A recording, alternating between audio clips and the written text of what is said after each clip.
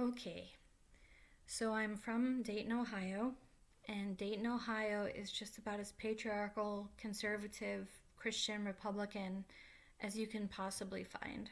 I moved from there when I was 20 all the way to Gävle, Sweden, which is leftist and it is feministic and it is just very, very leftist type thinking. So, anyway, there is a really big difference between right leaning political parties in Europe and in Sweden versus the right leaning parties in the US. In Sweden and in Europe in general, the roots of these parties not only have to do with conservative type, sort of more patriarchal masculine thinking, but you also have deep seated paganism. So when you look at Hitler, for example, Hitler, he definitely dabbled or didn't out and out argue with Christians, at least in the beginning.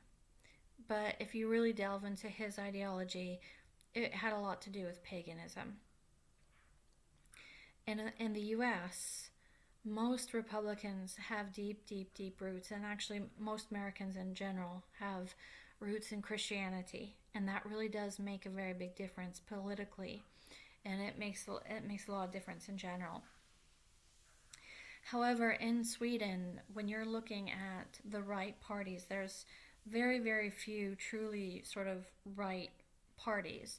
There are some, and those are regarded with deep suspicion for any kind of racist ties, in which case there is a true sort of tribalism that comes with paganism that does increase your odds to finding an extreme racist within the right party in Europe. Um, yes. That being said, that being said, there's been 100 years of leftism, sort of left-leaning politics in Sweden. Swedish people in general have an extreme need to see fairness and equality. You know, as an American, you probably grew up hearing, well, life's not fair, get over it. That's not the case in Sweden at all. And they really, really have a kind of compassion that there are some people that really just have it really, really hard. And they do try to keep things as equal as possible. There's just an inward fairness in Swedish people that's beautiful, but it can also be very difficult as well. Along with the left leaning politics, some of the real beauty of the left leaning politics is besides just the fairness, which is left leaning, you have a tremendous female power in Sweden. You have tremendous political power in the hands of women, and that results in Sweden being very clean. Our environment here in Sweden is very, very clean. The water is very clean. The food in stores is like very, it's clean. It doesn't have all the toxins and all the additives and stuff that you would find in the US. So there's some real, real benefits. But the dark side of this leftist culture is Sweden has been completely caked in what we call cancel culture for generations. I mean, if you really, if you really want to know the results of what cancel culture does to a society, the increase in suicides and the some of the problems that come from it, that's definitely sort of a left leaning issue and problem, in my personal belief. And you also have, because of the female power, you have some of the very good sides, but then some of the bad sides is that um, they don't understand security, national security, in the same way that you would find in the U.S. And Europe has perhaps become more inclined towards the left because America has taken that sort of patriarchal role and keeping them safe. Since World War II, they have definitely been sort of the safeguard of Europe, and I think Europe depends on that. And because they can depend on America's support, they can really, really focus in more of a feminized way and sort of nurturing and taking care of their population, which is very good for Europe. Um, and some ways frustrates me for the sake of Americans. But anyway, that's maybe a whole different topic. So there's definitely some really beautiful things. Also, too, Sweden as a population, it's just recently made an increase, and I believe it just recently hit 11 million. It was 9 million people when I first got here, which is actually smaller population than all of Ohio.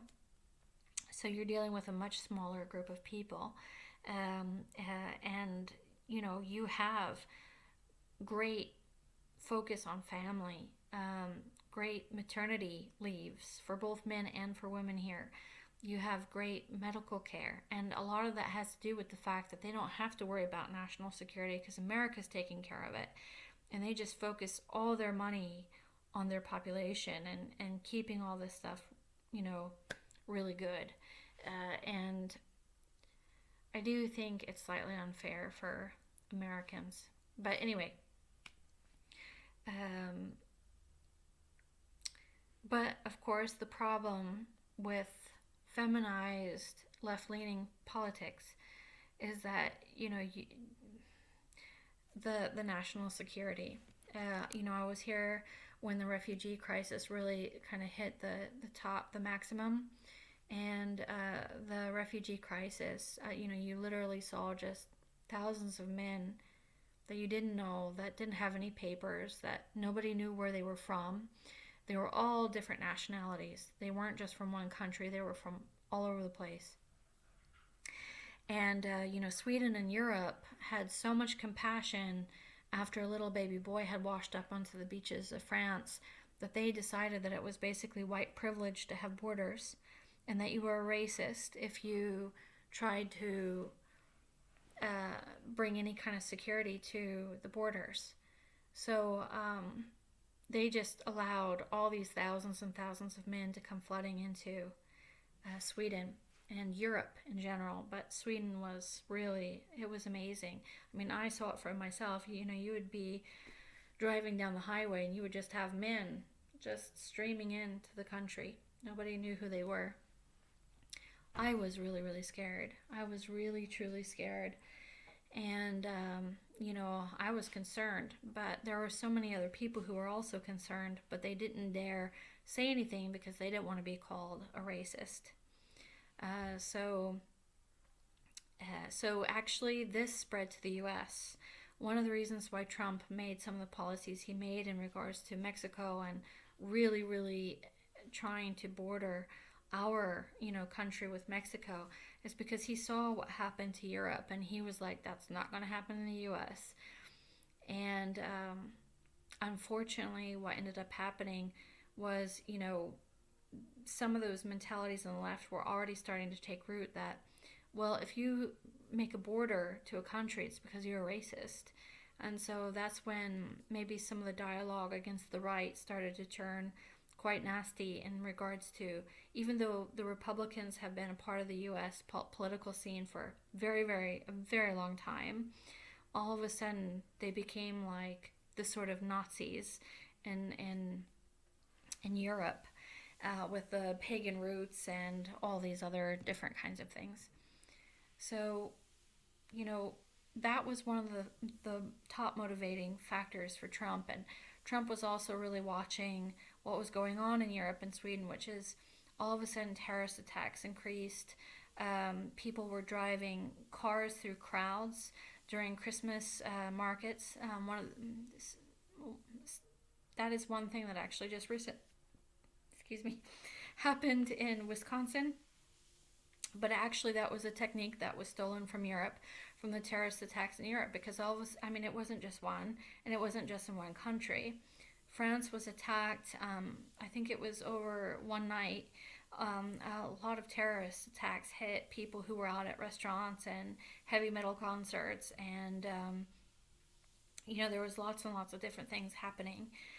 And besides that, of course, rape also increased tremendously. There were tremendous issues where great groups of mobs of men would go around And they would see a woman just walking with her boyfriend or her husband, and they would just suck her into the crowd, and they would basically molest her. Sometimes they would rape her. Sometimes they would just steal her stuff and spit her right back out. But there was tremendous violence going on towards people. Explosions, which had almost been completely unheard of in Sweden, started going off almost every single month. Shootings had become more regular. Shootings weren't really things that happened in Sweden um, before the refugee crisis. And Trump saw all that. And that's one of the reasons why he started to really make the borders. Biden saw this group of people who believed that it was an act of racism to make borders. And so that's one of the reasons why he undid a lot of those policies. And it didn't take him very long either to really decide to put back in place some of those policies. And it didn't take Sweden that long either. It took Sweden longer than Biden. But Sweden now really has increased their military, they have increased their police, they've increased their the border between Sweden and Norway, and it is a lot harder to get into Sweden.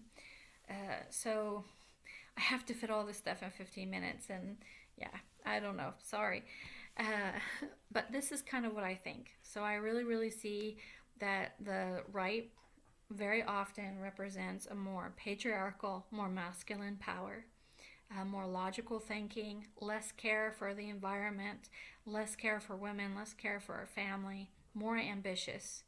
The Democrats usually represent a more feminized way of thinking, a more care for the environment, and a more care for well, hopefully, the little people and families.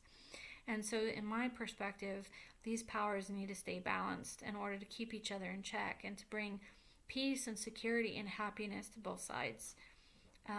So, I feel very, very sad that there is so much disagreement and arguing between people. But anyway, that's my thoughts on the left and the right, especially in regards to how Sweden is versus the US.